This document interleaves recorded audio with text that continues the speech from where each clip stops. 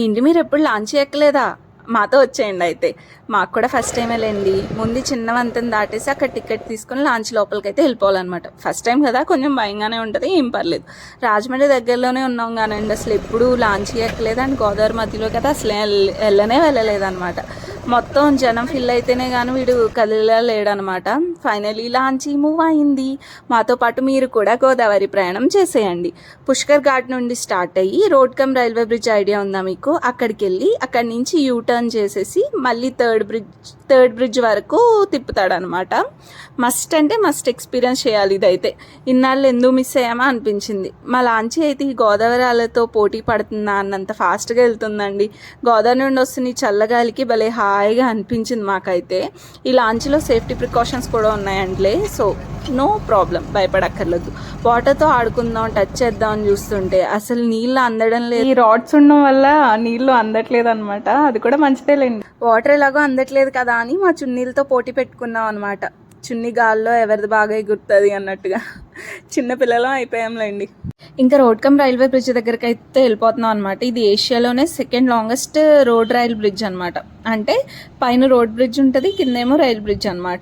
దీన్ని core bridge అని కూడా పిలుచుకుంటాంలేండి. మెల్లగా చీకటి పడిపోతుంది. సడన్గా ఇప్పుడు మెరుపు తీగలో ఒకటి వచ్చి వెళ్ళిపోద్ది చూడండి.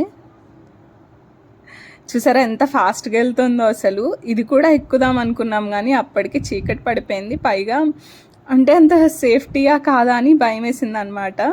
ఇది కూడా ఇక్కడే యూటర్న్ తీసుకుని ఆర్క్ బ్రిడ్జ్ వరకు వెళ్తుంది మళ్ళీ.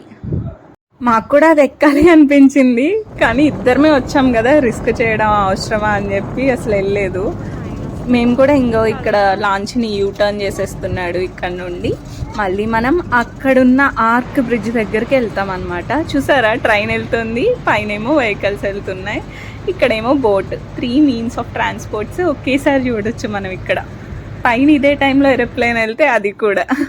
మనం పాత గోదావరి బ్రిడ్జ్ దగ్గరకు వచ్చామన్నమాట. అంటే ఫస్ట్ గోదావరి మీద కట్టిన బ్రిడ్జ్ ఇదే అనమాట. హ్యావ్లాక్ బ్రిడ్జ్ అని అంటారు. ఇంతకు ముందు ట్రైన్స్ వెళ్ళేవంట, 1997 వరకు వెళ్ళాయి. తర్వాత ఈ ఆర్క్ బ్రిడ్జ్ ఓపెన్ అయింది, అప్పటితో క్లోజ్ అయిపోయింది. ఇప్పుడైతే అస్సలు స్కిప్ చేయకండి. కొన్ని సెకండ్స్లో గోదావరి మెరుస్తుంది అనమాట. గోదావరి కూడా మెరుస్తుంది అని ఆలోచిస్తున్నారా? ఇంకా లేట్ ఏంటి, చూసేయండి మరి ఈ అద్భుతాన్ని. ఈ హ్యావ్లాక్ బ్రిడ్జ్ మొత్తం లైట్స్తో నింపేశారు. సో ఆ లైట్ రిఫ్లెక్షన్ గోదావరి మీద పడడం వల్ల భలే మెరిసిపోతుంది కదా అందంగా. కలర్స్ ఇవి మూవ్ అవుతున్నాయి, ఇంకా చేంజ్ కూడా అవుతున్నాయి. సో చూడ్డానికి భలే ఉంది. గోదావరి దగ్గరే ఈవినింగ్ వరకు ఉంటే ఇది ఎక్స్పీరియన్స్ చేయొచ్చు అనమాట. ఇలాంటివన్నీ డైరెక్ట్గా చూస్తేనే బాగుంటుందండి. ఇంతకీ ఎప్పుడు వస్తున్నారు మరి రాజమండ్రి? ట్రైన్ అదిగో ఆర్క్ బ్రిడ్జ్ మీద కూడా ఇంకో ట్రైన్ వెళ్ళిపోతుంది. అయిపోయిందండి గోదావరి షికారు. ఇంకా మనం లాంచ్ దిగిపోయే టైం వచ్చేసింది. నేను మాత్రం ఆ బ్రిడ్జ్ను వదలలేకపోతున్నాను. కలర్స్ చేంజ్ అవ్వడం నిజంగా చాలా బాగుంది. దానికి ఒక బాయ్ చెప్పేసి నేను వీళ్ళందరితో పాటు దిగిపోతున్నాను అనమాట. మీరు ఎప్పుడైనా ఇలా ఎక్స్పీరియన్స్ చేయాలనుకుంటే ఇలా పుష్కర్ ఘాట్ దగ్గర వస్తే ఇక్కడ బోట్స్ ఇంకా లాంచ్ కూడా ఉంటుందన్నమాట. ఒక్కసారి ట్రై చేయండి, బాగుంటుంది. అక్కడ ఎలానో ఆడడానికి అవ్వలేదు కాబట్టి ఈ స్టెప్స్ దగ్గరకు వచ్చి కాసేపు అలా వాటర్తో ఆడుకున్నాం అనమాట. చూడండి ఎంతమంది ఉన్నారో, ఇంకా స్టిల్ వాటర్లో ఆడుతూనే ఉన్నారు. ఇంకా కాసేపు అక్కడ టైం స్పెండ్ చేసేసి ఇలా బయటకు వచ్చాము. బయటకు వచ్చి చూస్తే అక్కడ చాలా ఫుడ్ స్టాల్స్, అసలు భలే ఉంది. రాజమండ్రి మాత్రం చాలా డెవలప్ అయిపోయిందండి, ఇంతకు ముందులా అయితే లేదు. అక్కడి నుంచి మేము ఐ లవ్ రాజమహేంద్రవరం అని ఉంటుంది కదా, దాని దగ్గర కాసేపు కూర్చుని కబుర్లు చెప్పుకున్నాము. అసలు తినాలి అని ఏం అనిపించలేదు. సో ఒక జ్యూస్ తాగేసి అక్కడే ఇంకా ఇంటికి వెళ్ళిపోయామన్నమాట.